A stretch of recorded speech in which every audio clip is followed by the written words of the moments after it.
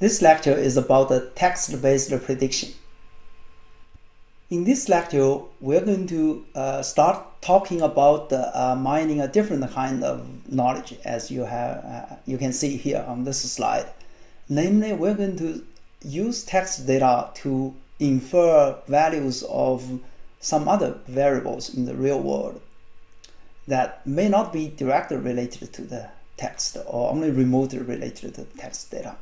So this is very different from content analysis or topic mining, where we directly characterize the content of text. It's also different from opinion mining or sentiment analysis, which still have to do with characterizing mostly the content, only that we focus more on the subjective content, which reflects what we know about the opinion holder. But this only provides limited view of what we can predict. In this lecture and the following lectures, we're going to talk more about how we can predict more information about the world. How can we get sophisticated patterns of text together with other kind of data? It would be useful to first take a look at the big picture of prediction in data mining in general, and I call this data mining loop. So the picture that you're seeing right now is that there are multiple sensors, including human sensors, to report what we have seen in the real world in the form of data. And of course, the data are in the form of non-text data and text data. And our goal is to see if we can predict some values of important real-world variables that matter to us. For example, someone's health condition, or the weather, or etc. So these variables would be important because we might want to act on that. We might want to make decisions based on that. So how can we get from the data to these predicted values? Well, in general, we'll first have to do data mining and analysis of the data. Because we, in general, should treat all the data that we collected in such a prediction problem setup, we are very much interested in joint mining of non-text and text data. We should mine all the data together. And then through the analysis, we generally can generate multiple predictors of this interesting variable to us, and we call these features. And these features can then be put into a predictive model to actually predict the value of any interesting variable. So this then allows us to change the world. And so this basically is the general process for making a prediction based on data, including text data. Now, it's important to emphasize that human actually plays a very important role in this process, especially because of the involvement of text data. And so human first would be involved in the mining of the data. It will control the generation of these features, and it also help us understand the text data, because text data are created to be consumed by humans. Humans are the best in consuming or interpreting text data. But when there are, of course, a lot of text data, then machines have to help, and that's why we need to do text data mining. Sometimes machines can see patterns in a lot of data that humans may not see. But in general, human would play an important role in analyzing text data in all applications. Next, human also must be involved in predictive model building and adjusting or testing. So in particular, we will have a lot of domain knowledge about the problem of prediction that we can build into this predictive model. And then next, of course, when we have predicted values for the variables, then humans would be involved in taking actions to change the world or make decisions based on these predicted values. And finally, it's interesting that a human could be also involved in controlling the sensors. And this is so that we can adjust the sensors to collect the most useful data for prediction. So that's why I call this data mining loop, because as we perturb the sensors to collect the new data and more useful data, then we will obtain more data for prediction. And these data generally would help us improve the prediction accuracy. And in this loop, humans will recognize what additional data need to be collected. And machines would, of course, help humans identify what data should be collected next. In general, we want to collect data that are most useful for learning. And there is actually a sub-area in machine learning called active learning that has to do with this. How do you identify data points that would be most helpful for machine learning programs if you can label them? Right?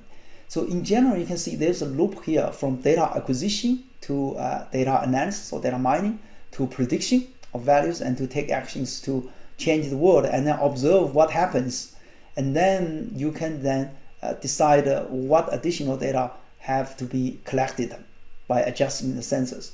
Or from the prediction errors, you can also know what additional data we need to acquire in order to improve the accuracy of prediction. And this big picture is actually very general, and it's reflecting a lot of important applications of big data. So it's useful to keep that in mind while we are looking at some text mining techniques. So from text mining perspective, and we're interested in text-based prediction. Of course, sometimes text alone can make predictions, and this is most useful for prediction about the human behavior or human preferences or opinions. But in general, text data will be put together with non-text data. So the interesting questions here would be, first, how can we design effective predictors? And how do we generate such effective predictors from text?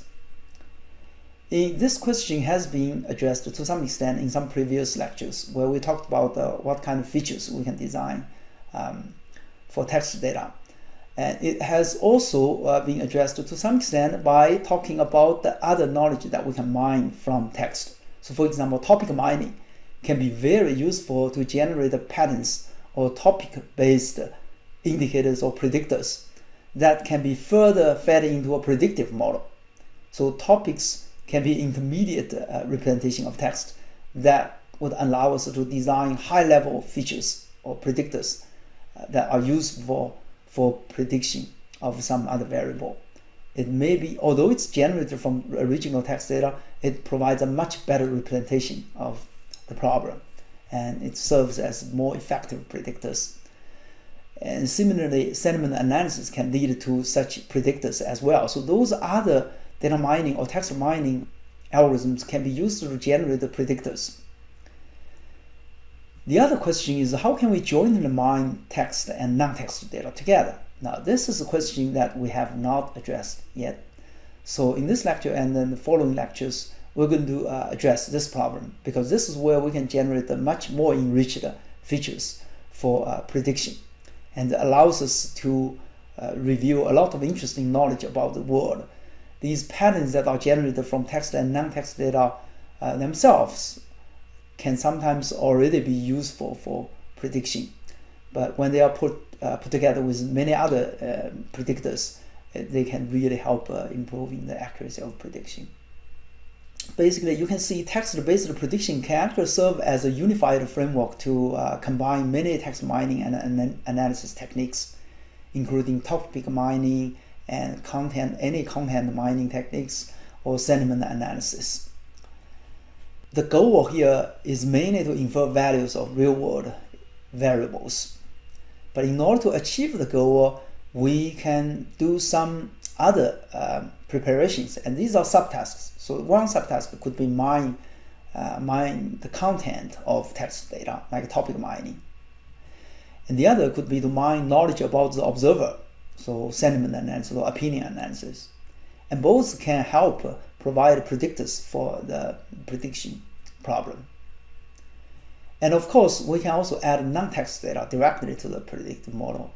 But then non-text data also helps provide a context for text analysis, and that further improves the topic mining and the opinion analysis. And such improvement often leads to more effective predictors for our problems. It would enlarge the space of patterns of opinions or topics that we can mine from text, as we will discuss more later. So the joint analysis of text and non-text data can be actually understood from two perspectives.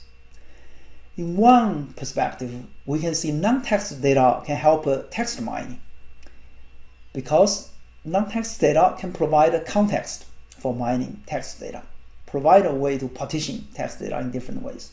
And this leads to a number of techniques for contextual text mining. And that's to mine text in the context defined by non-text data. And you can see this reference here for a large body of work in this direction. And we're going to highlight some of them in the next lectures.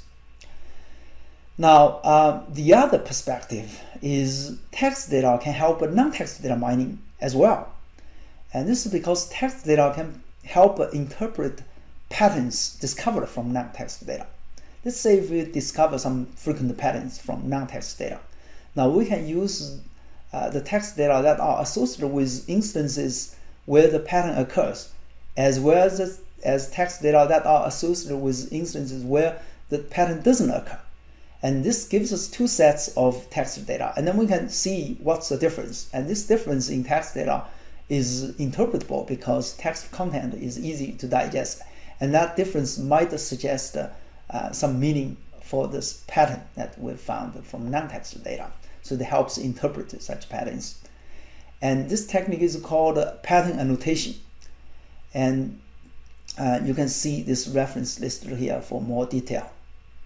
So here are the references that I just mentioned. The first is the reference for pattern annotation. The second is Qiao Zhumei's dissertation on contextual text mining. It contains a large body of work on contextual text mining techniques.